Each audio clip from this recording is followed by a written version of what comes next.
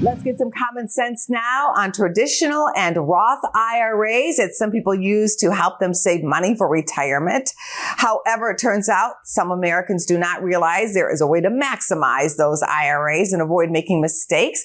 Here to share 3 common mistakes with us is the CEO and co-founder of wealth management group, Craig Bolanos. Craig, what can you tell us? That's right, Angela. We got to talk about some of the common pitfalls that Americans are running into, because it's important that everyone be as effective as they can with their retirement accounts. And one of the things I think everyone needs to focus on is what I call the second half. And you might say the second half. Well, what I mean by that is this. People are good at saving. People are good at cramming money into their IRAs, putting money into the 401ks. But I think too few people are thinking about the taxes in the second half. And what I mean by that is every dollar that comes out of that traditional IRA, every dollar coming out of that traditional 401k, it's subject to income taxes when you withdraw the funds. And who knows where income taxes are going to go in the future.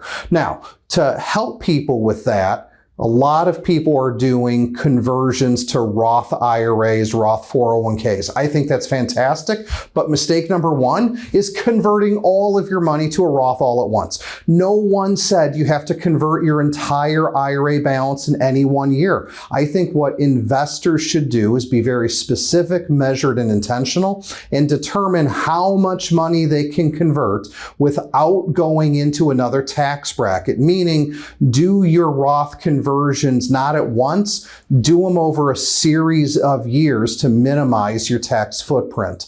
Number 2, speaking of income taxes, if you're not making conversions, but you're making contributions, remember there's a limit to how much money you can put into a Roth IRA based on your adjusted gross income. And if you make contributions to a Roth IRA when you should not, remember, the government might ask you to withdraw those monies and you don't want to pay taxes, penalties, and interest. Number 3, in terms of common IRA mistakes, we still see this in today's marketplace. It's a little bit rarer, but it happens.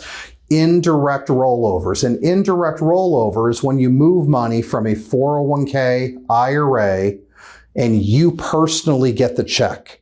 There's no reason that anybody should ever do an indirect rollover. There's no reason to have that check made out to you personally. Always make sure you do a direct rollover, what we call a trustee to trustee transfer, so that the money never passes through your hands. Hence, you won't be subject to income taxes. Those are great ways to avoid getting into trouble, Craig. Where can people go to find the information they need to avoid these mistakes? Well, the first thing you can always do is go ahead and go directly to the IRS website. And on that IRS website, specifically publication 590, it's going to talk about what the income levels are for Roth IRA contributions. When you go to the IRS website, you can also look to identify what is your marginal tax bracket. So you can take your total income, adjust it up to that marginal tax bracket, and see how much room you might have to do Roth conversions. But of course, you can always go and seek help. So work with your most trusted advisor to be very specific,